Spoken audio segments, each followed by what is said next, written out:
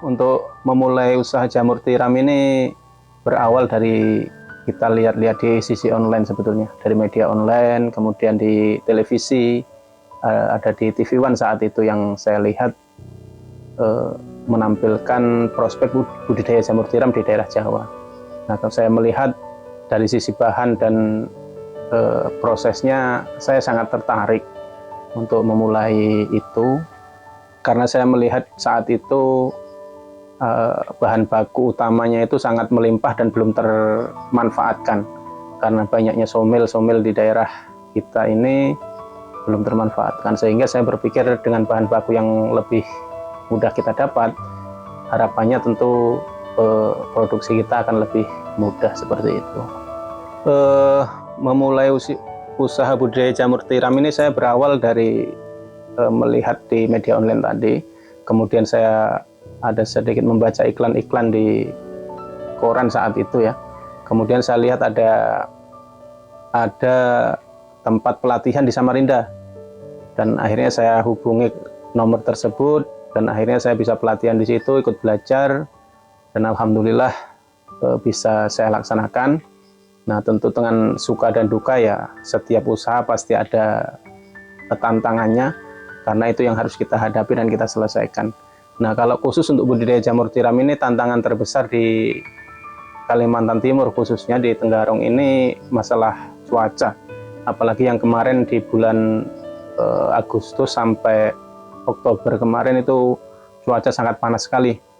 Jadi itu menurunkan produktivitas pertumbuhan jamur. Itu cuaca yang sangat menjadi jadi tantangan lah untuk kita, untuk berusaha lebih keras lagi untuk bagaimana supaya mengkondisikan tempat budidaya jamur tiram ini sesuai dengan habitat yang diharapkan jamur tiram itu sendiri. Kalau cuaca idealnya itu sebetulnya di suhu di bawah 28 derajat Celcius. Nah, kalau kemarin sampai panas-panas itu kan sampai 30 lebih cuaca kita di sini. Jadi itu sangat mempengaruhi, apalagi hembusan udara yang sangat kuat, kemudian udara itu sendiri kandungan oksigennya sangat rendah. Jadi sangat panas sekali, memang itu sangat berpengaruh. Kalau tantangan kita sebenarnya di cuaca. Kalau bahan baku ini kita ngambil dari lokal Tenggarong seberang saja sebenarnya, lokal Kukar lah.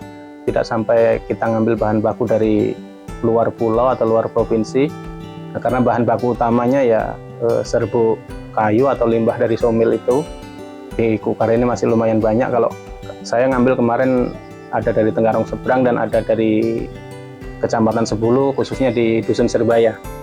Di situ masih ada dan masih banyak. Kadang juga ngambil di Jonggon.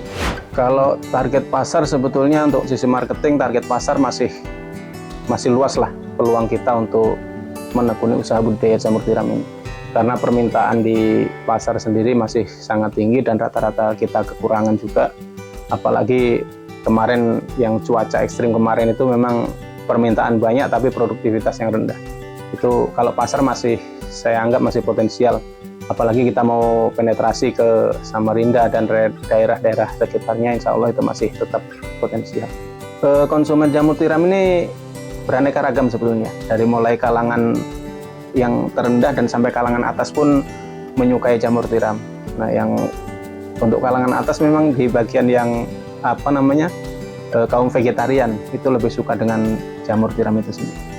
Ya, motivasi usaha tentunya ya dari sisi ekonomi, karena memang di situ ada nilai ekonomi yang harus kita perjuangkan, ada keluarga yang harus kita perjuangkan, walaupun dengan tantangan dan rintangan yang ada, tentu kita harus tetap hadapi.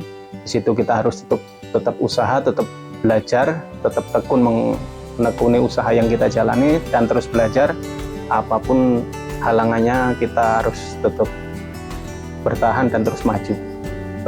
Untuk teman-teman pelaku usaha yang masih pemula lah ya, atau masih awal-awal menekuni usaha, intinya jangan berhenti untuk mencoba, jangan berhenti untuk belajar.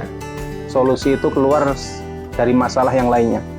Jadi intinya tetap harus belajar, jangan pernah berhenti untuk belajar. Intinya apapun itu usahanya, kita harus pahami ilmunya, pahami alurnya, dan nikmati prosesnya. Ya, tentunya usaha kita yang kita harapkan Ya, yang pertama tidak muluk-muluk sebetulnya. Cukup untuk kebutuhan kita sehari-hari dan cukup untuk keinginan kita, apa yang kita inginkan mampu tercukupi. Sebenarnya itu saja sebetulnya. Tidak perlu muluk-muluk lah.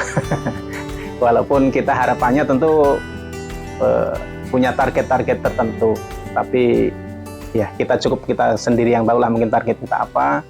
Tapi intinya kita akan terus bertahan, belajar, dan terus berkembang.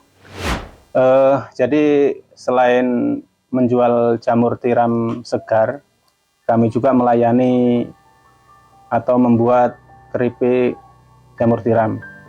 Selain itu, kami juga melayani penjualan media tanam yang siap tumbuh atau yang sering disebut sebagai backlog.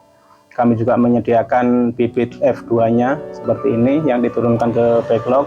Kemudian kami juga melayani atau menerima teman-teman yang ingin tahu atau ingin belajar tentang usaha budidaya jamur tiram. Nah, dari pengalaman selama ini, dari rekan-rekan mahasiswa yang sudah belajar ke sini, sudah melakukan KKN di sini, ada mahasiswa Unmul, kemudian ada juga mahasiswa dari Unikarta yang alhamdulillah sudah pernah belajar di sini dan alhamdulillah kami layani. Nah, bagi masyarakat umum yang ingin belajar, ingin tahu juga, kami tidak menutup diri untuk siapapun yang ingin bertanya tentang usaha budidaya jamur tiram. Insya Allah kami akan terbuka, kita akan belajar bersama-sama.